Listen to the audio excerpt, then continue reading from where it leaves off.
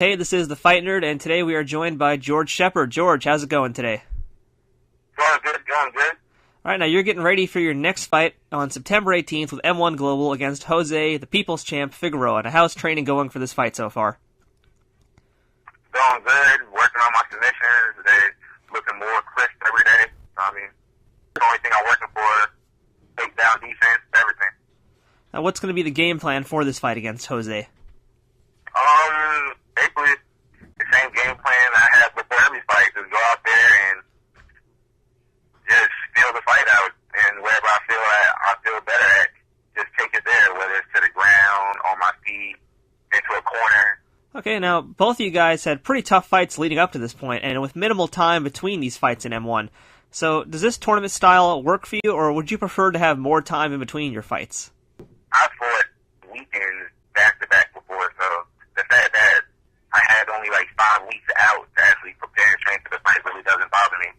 I actually like fighting, so the fact that I'm fighting so close, I fight 1 month and then the next month I'm fighting, is really a good thing to me. Keeps me busy, keeps me occupied, keeps me having something to look forward to. Okay.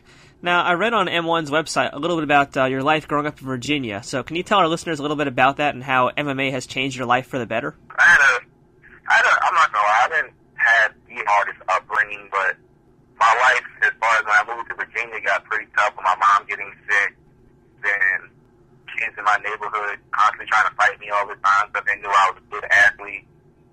So, there's a lot of stuff going on in my old neighborhood that I just had to get away from. And when I met Chris and moved to Mentsville, I got involved in the wrestling, won a state title, placed nationally as an All-American in college, and then from there, I just took the MMA because it was a good thing.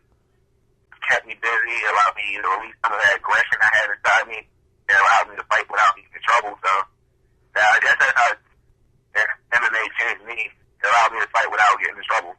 You were also ranked 12th in the country for wrestling, so how have these wrestling skills helped your MMA game overall? A lot of people would beg to differ that they actually helped me because nobody's ever actually seen me wrestle during a fight besides in my Mervin Rodriguez fight where I took him down, I think, in the second or third round. But my wrestling is just like the foundation for my fighting. It allows me, like I said, to take the fight either way, any way I want to take it, whether I want to keep it on my feet. I can kind of stop people from taking me down. That wasn't seen in my last fight when I got taken down. And I can take people down. And it just gives me a strong base to throw punches. It just kind of, in my opinion, makes me well-rounded because I'm so engulfed in wrestling that the only other things that I really had to work on was striking, my jiu-jitsu. So I guess that's what wrestling has done for me. A lot of wrestlers are really uncomfortable being on their back when it comes to especially MMA. Did you have any problem transitioning to the jiu-jitsu part, or were you okay on all the aspects? No, I would say I'm a typical wrestler. I hate being on my back. And although I'm not as good and as adverse in jiu-jitsu, I do have a little jiu-jitsu background, and I just feel like the wrestling has allowed me to take to jiu-jitsu because you spend most of your wrestling matches either on your feet or on the ground. So I guess that's what it is. All right, now, recently Joe Warren from Bellator Fighting Championship announced he was going to be retiring from mixed martial arts to try out for the Olympic team, and even George St. Pierre has actually mentioned he was interested in possibly doing the same. Now, do you think more mixed martial arts fighters are going to be leaving to go to the Olympics, or is MMA the best place to be a pro athlete and especially a pro wrestler?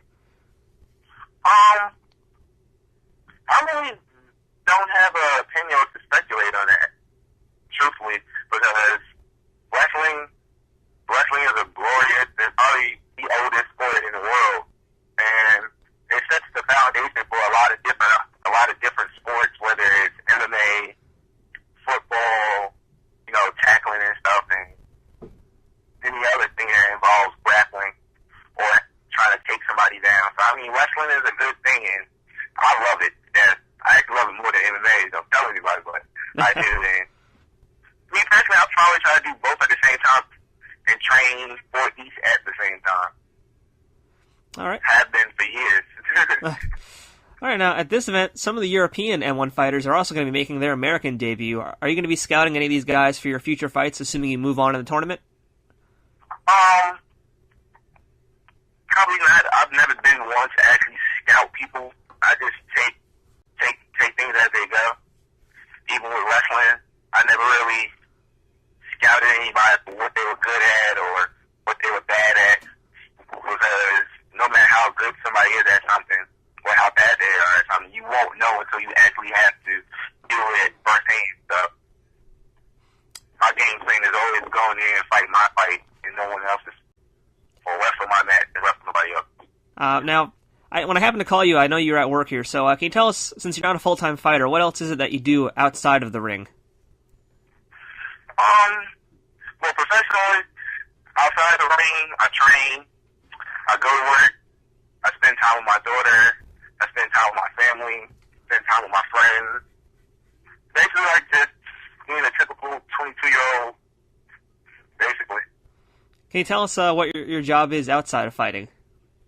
My job outside of fighting is I work in a department store on Fort Eustis military base, and I basically assist customers in a lawn and garden division, helping them lift up mulch and stuff like that, and then I stock shows for like toys and stuff like that. It's a pretty decent job. I have no complaints right now, and I'm kind of like just waiting to see how far I go with mixed martial arts, because I went to college to become a police officer, so right now that's on hold until I know where I'm going, where my future MMA is going. Okay, well, good luck with all those things. Now, if you'd like, you can go ahead and thank any of your sponsors for this fight. Yeah, I'd like to thank, where should I start? First, I'd like to thank MMA Institute, then Black Forest, Anahan, Bartica Nation, and then just my people that helped me train, Dante, Sweet Life, Otis, Darnell Hooker, and Chris White. Okay, thank you very much, George. And you listeners can catch George Sheppard fighting Jose Figueroa September 18th at Bally's Casino in Atlantic City, New Jersey for the final M1 Global Selection America show. George, good luck, and we'll see you at the fights. All right, thank you. Y'all have a nice day.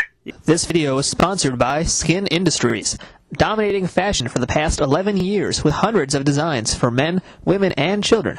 Start living in skin today and check out skinindustries.com.